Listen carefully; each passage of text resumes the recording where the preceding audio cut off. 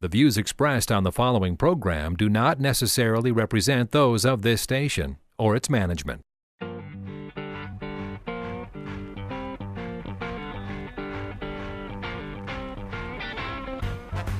It's time now for Where You Live with Gene Sullivan, the show that deals with the news and events that affect you the most.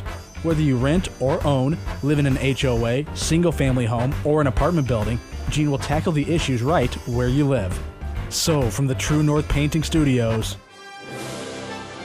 here's the original man of steel, Resolve himself, who stands for truth, justice, and the association way. Here's Gene Sullivan. Good morning, everyone. Welcome to Where You Live. I'm Gene Sullivan. I'm broadcasting from the True North Painting Studios. When you're looking for the right painting contractor, what do you look for? Isn't it someone who'll respect you, your time, your property, and your budget? That's what you can expect from True North Painting. Find out more about this exceptional company by going online at truenorthpainting.com. That's trunorthpainting.com, or give them a call, 952-831-1433. I'm also brought to you, of course, each week by the great folks at Extreme Exteriors and American Family Insurance, the Kim Bennett Agency. And as always, got to say hello to my man, Christopher Wider, Puberty. It's good to see you, Chris. You too, Gene. And now you've got, I've got a twofer here today. You do. In the control booth here. We've got Mitch, also known as Stan the Man? Correct. Is that right? Exactly. Yep. Okay. Interning, so he'll be running a couple segments here. You're in good hands. Okay, good. Well, let me address a question I usually do to you, Chris, to Stan the Man here. Now, Mitch, have you ever had to deal with a really difficult person who just went bonkers on you, went all postal? Not quite postal, but a difficult person. Yeah, I guess not quite postal. You wouldn't be here if that if that were the case. But tell me about it. What happened?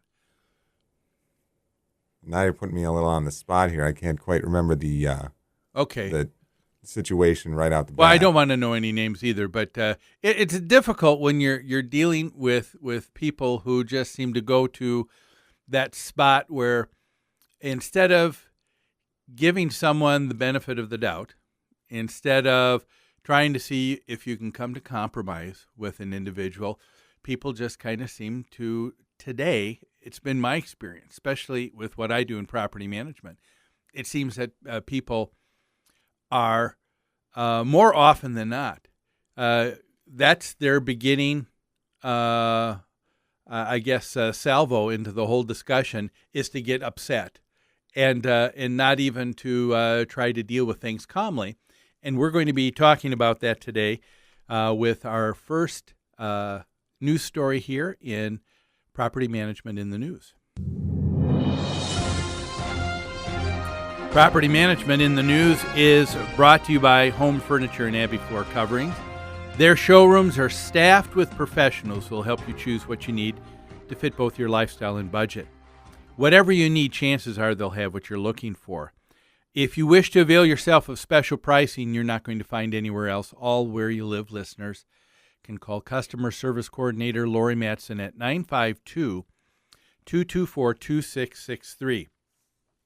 This is a interesting story coming out of Methuen, Massachusetts, and this is from the Eagle Tribune, reported on August 6th.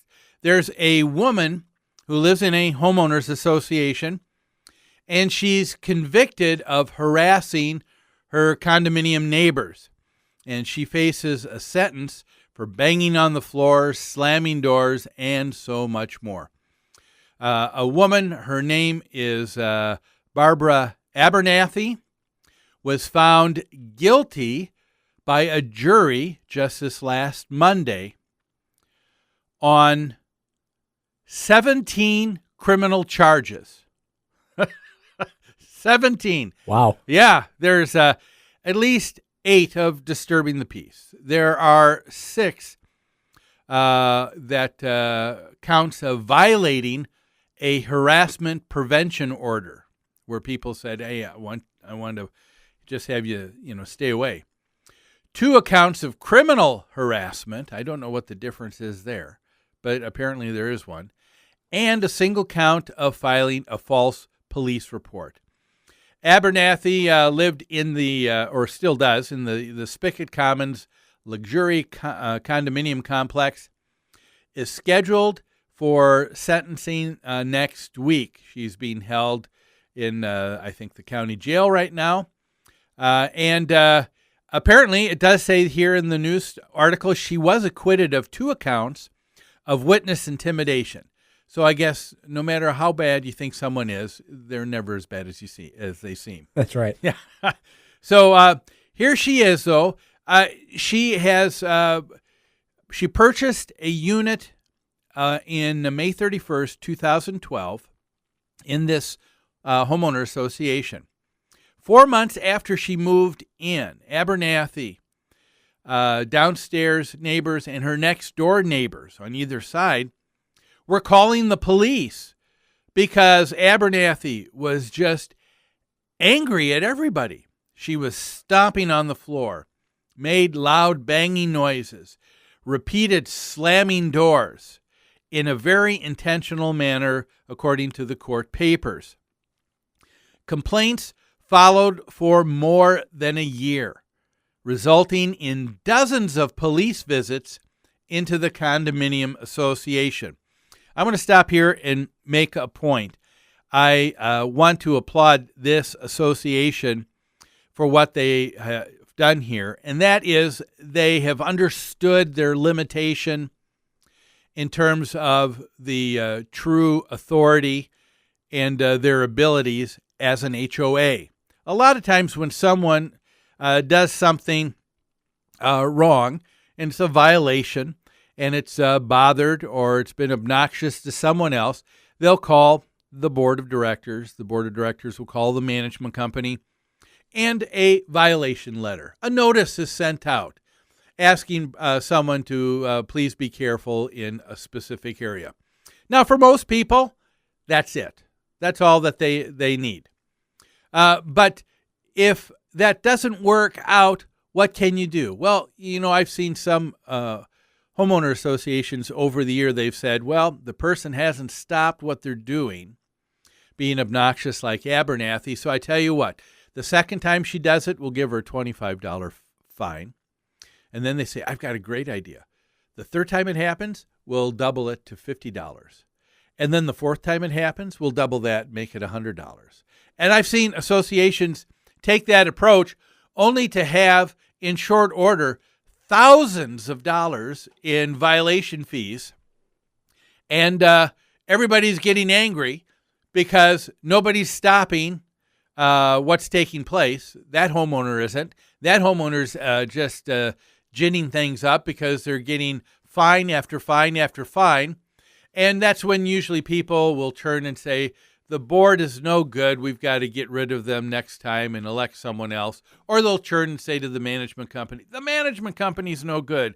We need a new management company. Can't you stop that? And the answer is no. We only have so much authority.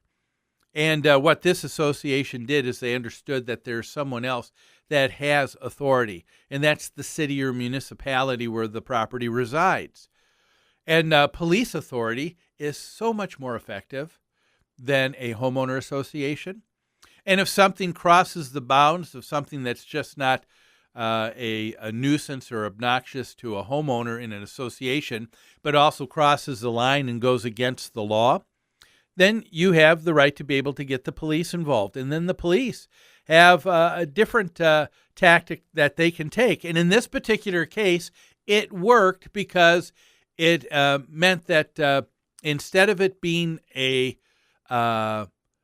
subjective thing from a couple of people in the association who just had an opinion, they brought in the police in Methuen, Massachusetts, and they witnessed time and time again, day in and week out, this woman acting up, crossing the line into a criminal behavior.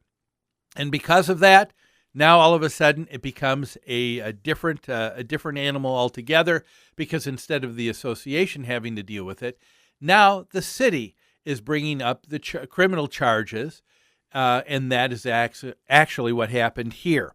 And I'd like to talk about this a little bit more, about this woman and this story, but we need to take a break, so let's do that right now. But don't go away.